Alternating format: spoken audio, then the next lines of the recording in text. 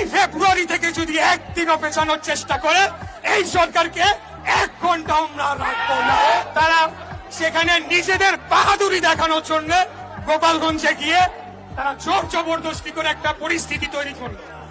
আপনারা মুজিববাদ হটাতে চান, বাংলাদেশে তো অনেক জায়গা আছে, ওইখানে গিয়ে কেন আপনাদেরকে গোলমাল সৃষ্টি করতে হবে?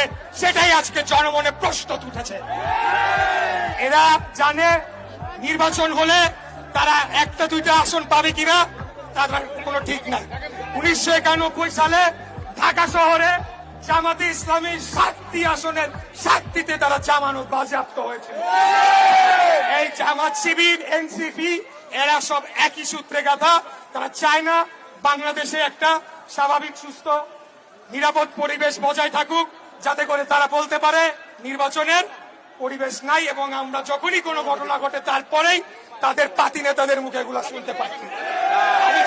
আমি একটা প্রতিজ্ঞা আপনাদের সামনে করতে চাই।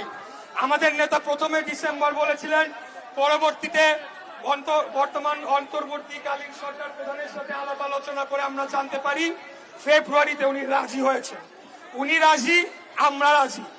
এই ফেব্রুয়ারি থেকে যদি একদিনও পেছানোর চেষ্টা করে এই সরকারকে 1 ঘন্টা আমরা রাখবো না। আরে ভাই, আপনারা কারা? আপনারা অন্তর্বর্তীকালীন সরকার, আপনাদের ম্যান্ডেট কি? কিছুই না। আপনারা কোন বিপ্লবী সরকার না, আপনারা সেটা গঠন করতে ব্যর্থ হয়েছেন। বর্তমান সংবিধানের আলোকেই আপনারা একটা সাংবিধানিক সরকার, সেটা সুপ্রিম কোর্টের রেফারেন্স নিয়ে গঠিত করা হয়েছে।